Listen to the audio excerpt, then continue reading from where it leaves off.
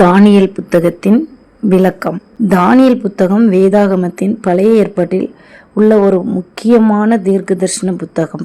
இது யூதர்கள் பாபிலோன் சிறையிருப்பில் இருந்த காலத்தில் நடந்த சம்பவங்களையும் தேவன் தம்முடைய வாழ்க்கை எதிர்காலத்தில் செய்ய போகும் காரியங்களையும் எல்லாவற்றையும் எடுத்து காட்டுகிறது தான் இந்த தானியேல் புஸ்தகம்.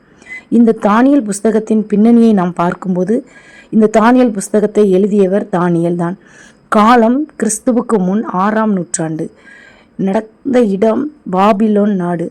இஸ்ரவேல் ஜனங்கள் பாபிலோன் நாடு.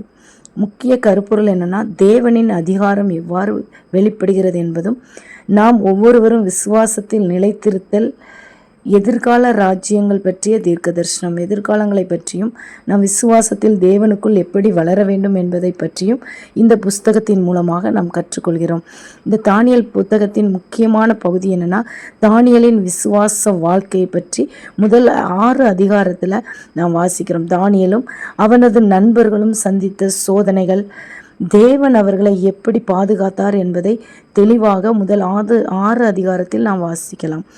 இதனுடைய முக்கிய சம்பவங்கள், அதில் தானியேல் மற்றும் நண்பர்களும் ராஜா அவர்களுக்கு கொடுத்த உணவை மறுத்தனர். தானியேல் நேபுகாத்நேச்சாரின் கனவு மற்றும் அக்கினி சுவாலையில் தானியேலின் நண்பர்களை போடுதல் மற்றும் ராஜாவின் பெருமையின் நிமித்தம் அவருடைய வாழ்க்கை எப்படியாகிறது, சுவரில் எழுதிய கை மற்றும் சிங்க குழியில் தானியேலை தூக்கி போடும்போது தானியேலை எவ்வாறு கர்த்தர் காப்பாற்றினார் என்பதை குறித்து இது தானியேல் புத்தகத்தில் வாசிக்கலாம்.